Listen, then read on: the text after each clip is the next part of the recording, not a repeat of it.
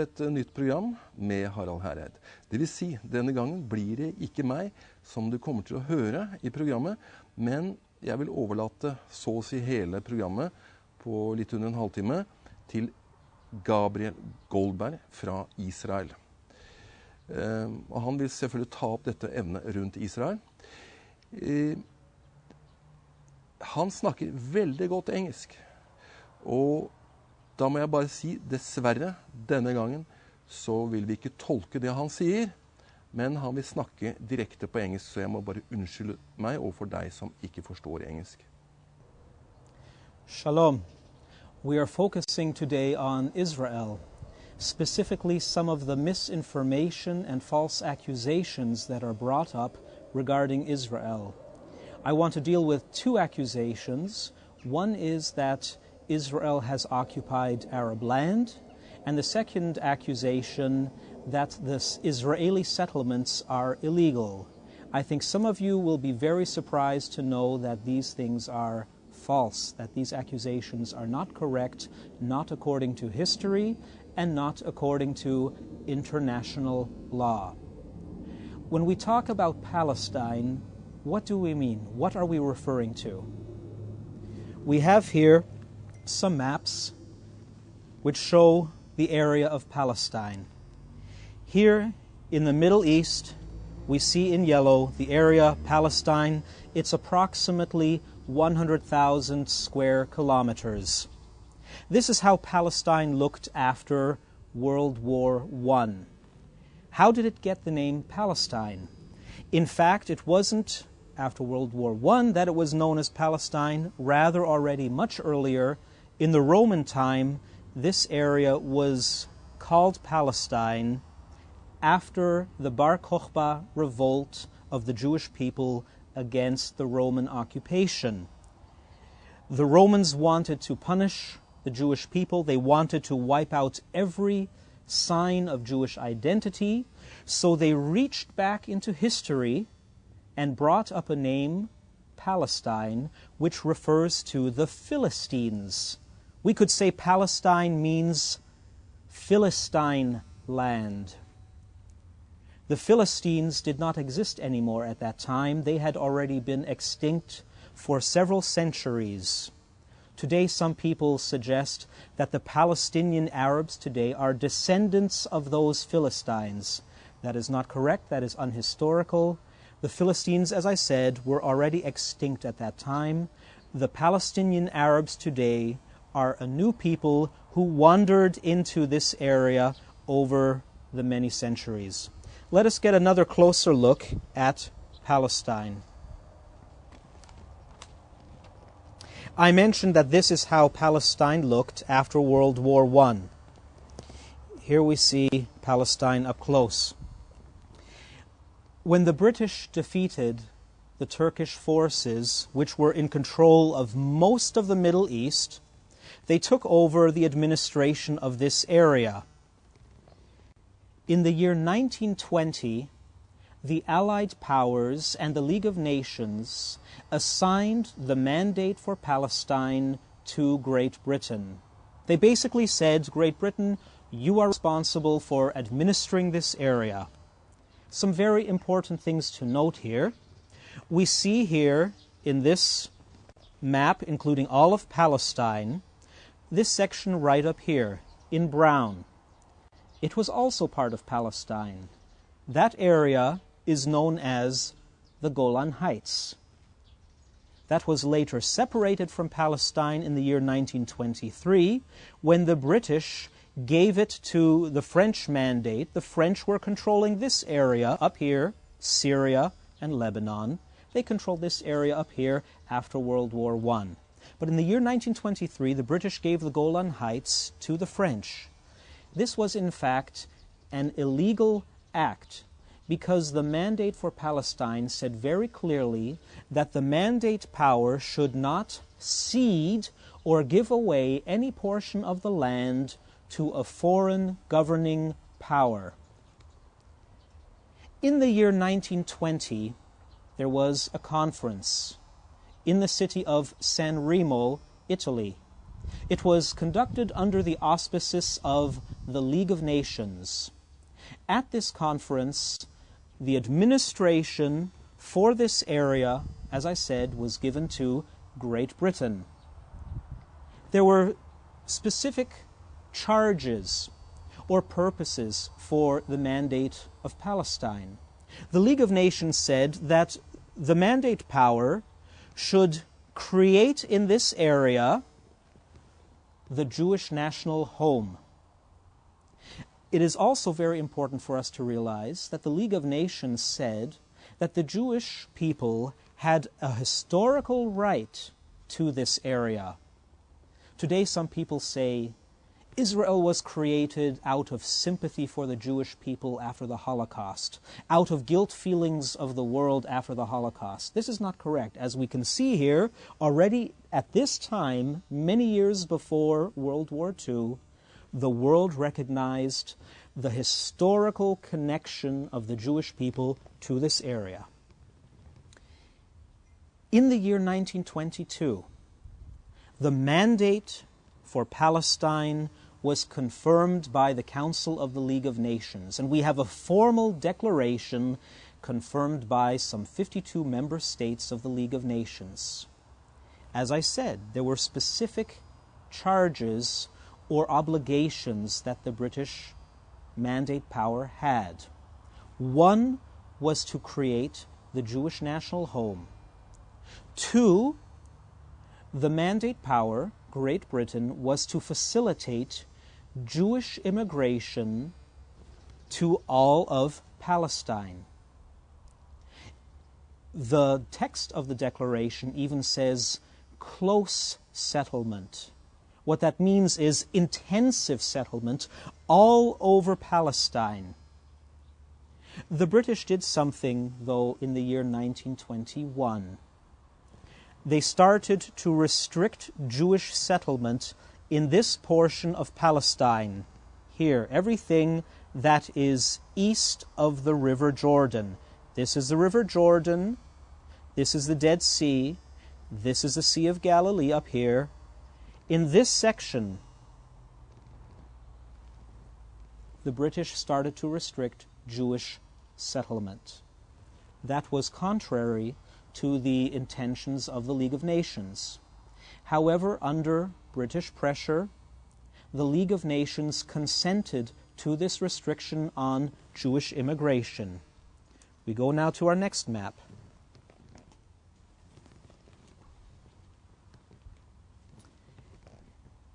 This section of Palestine represents the greater area of Palestine, some 80% of the total land area of Palestine. When the League of Nations gave the final confirmation for the Mandate of Palestine to the British Mandate power, they then confirmed that Jewish settlement in this area should be restricted. From that point on, Jews could no longer settle here. However, in the remaining portion of Palestine, the remaining 20%, Jewish settlement was not restricted. Jews continued to come to Palestine. There was also an indigenous community in Palestine which was centuries old. In fact, in the city of Jerusalem, Jews were the majority already since the earliest modern census taken in the year 1844. Jews were the majority in Jerusalem.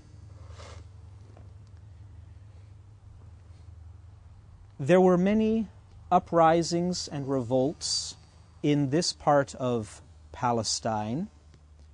There were Jews living here, there were Arabs living here, and the Arabs objected to the establishment of a Jewish home here.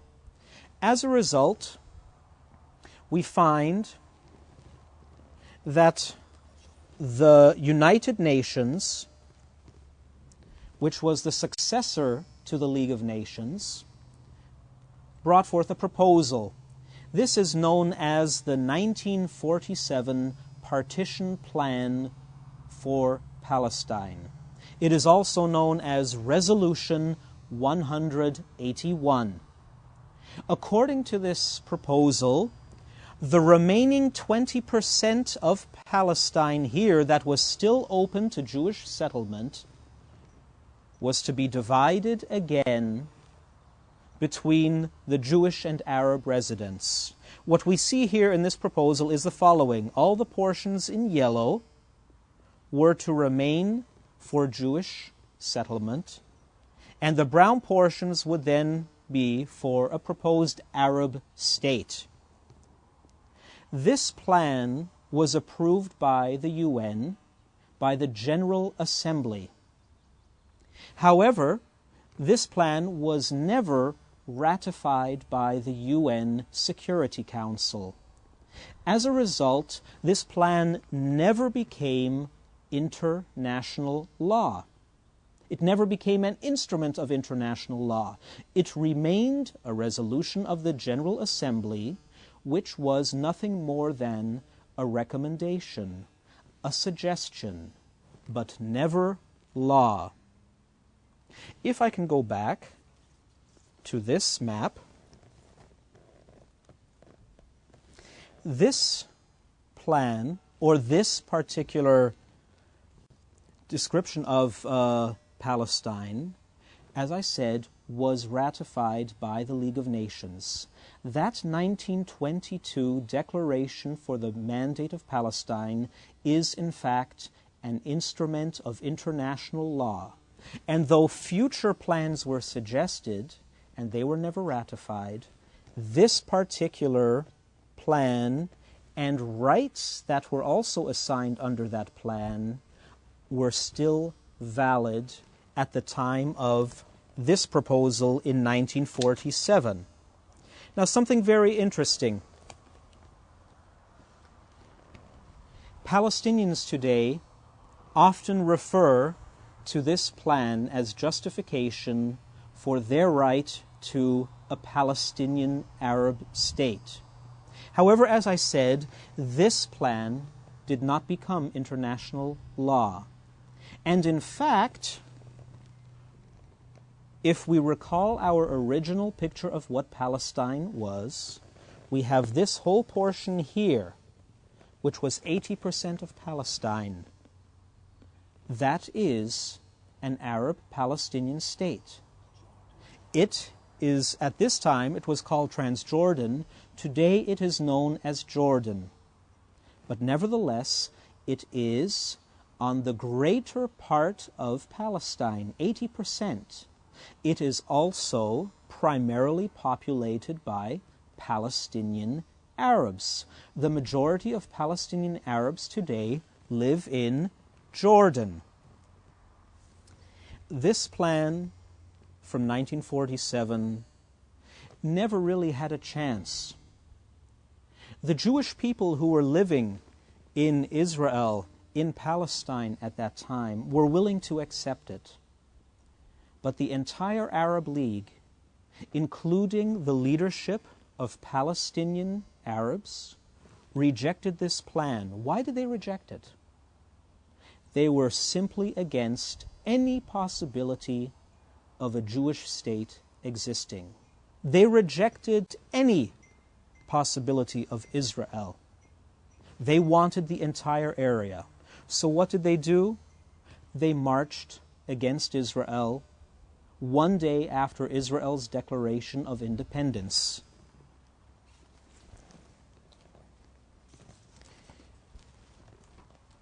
May 14, 1948, the Jewish people declared their independence based upon the 1947 partition plan. They saw that it was the will of the world that a Jewish state come into being, and therefore we have Israel's creation. But as I said, one day later, May 15, 1948, 5 Arab armies attacked from all sides. What we see in this picture, then, is the result of that war from 1948. Egypt attacked Israel here through the Sinai Desert and was able to occupy this part right here, this part of Palestine. It's called the Gaza Strip. Jordan attacked from this side, attacked from the east, and occupied this area here in brown. It also annexed these areas. The biblical names for these areas are Samaria and Judea. The Jordanians gave these areas a new name which had never before existed, the West Bank. So here we have the Gaza Strip and the West Bank. Egypt occupied the Gaza Strip illegally. Egypt didn't have any right to own or occupy this area. Likewise, Jordan had no right to enter this area here.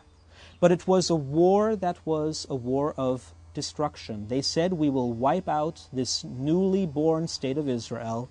And they tried to, and they managed, as I said, to take these areas. Some Palestinian Arabs today refer to these borders and say they have a right to these areas here in brown because the Egyptians and the Jordanians held these areas. Is that correct? Well, let's see what happened. In the year 1967, there was again a war in the Middle East. In the weeks before the war, known as the Six-Day War, the Egyptians militarized the Sinai Desert. This area had been demilitarized according to the armistice agreements of 1948. Egypt moved 100,000 soldiers against Israel's border here. In addition, in the months before the Six-Day War, Syria had continuously bombarded with artillery barrages here northern Israel. Sitting here upon the Golan Heights, they would open fire on civilian Jewish towns in northern Israel. And we have one further development. Egypt blockaded this waterway here. This area here, it's called the Strait of Tiran. It was known as an international waterway, and Israel would use this area for trade with Asia.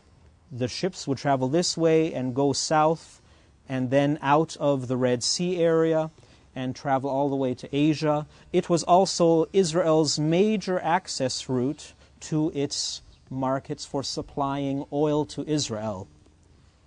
Any blockading of waterways, specifically international waterways, is considered by international law an act of war. Some of you may recall when during the Reagan administration, the waterways, the harbors of Nicaragua were mined by the United States. It became a very embarrassing situation for the United States because under world pressure, it was forced to remove those mines from Nicaraguan waterways. Why? Because it's considered an act of war. And likewise, when the Egyptians interfered with Israel's international shipping through international waterways, that was an act of war. There are some people today who accuse Israel of a preemptive strike against the Arabs. But when we look at the situation here, the many violations that occurred, Syria constantly shooting at Israel in the north, the blockading of waterways here, then we see that Israel in 1967, in the Six-Day War, did in fact not shoot the first shot. As a result of that war, Israel was able to regain this area here, and also, that's the Gaza Strip, and also, again, the West Bank. So from 1948 until 1967, these two areas were occupied by Egypt and Jordan. It's funny that the world hardly ever talks about the illegal occupation by Egypt and Jordan. Those were illegal occupations because this whole area had been planned for Jewish settlement by the 1922 Mandate Declaration. Instead, the world today talks about Israel's occupation of Gaza and the West Bank. But that is really false. Israel had the right to be in these areas. Some people would perhaps say these were disputed areas. However, the right to settlement had clearly been stated and validated by the League of Nations in 1922. Somebody may say, well, the League of Nations doesn't exist anymore. Is there any relevance of that 1922 decision to today? Very much so. That same right to Jewish settlement in all of the remaining 20% of Palestine was validated by the United Nations in its own charter. Article 80 of the UN Charter, which was adopted in 1945, states very clearly that the UN will not invalidate any of the Mandate Declaration's rights and obligations that had been previously acknowledged by the League of Nations. That article, Article 80, was even nicknamed the Palestine Clause. Why? Because the member states of the UN wanted to protect the rights and obligations that had been given by the League of Nations, specifically for Palestine.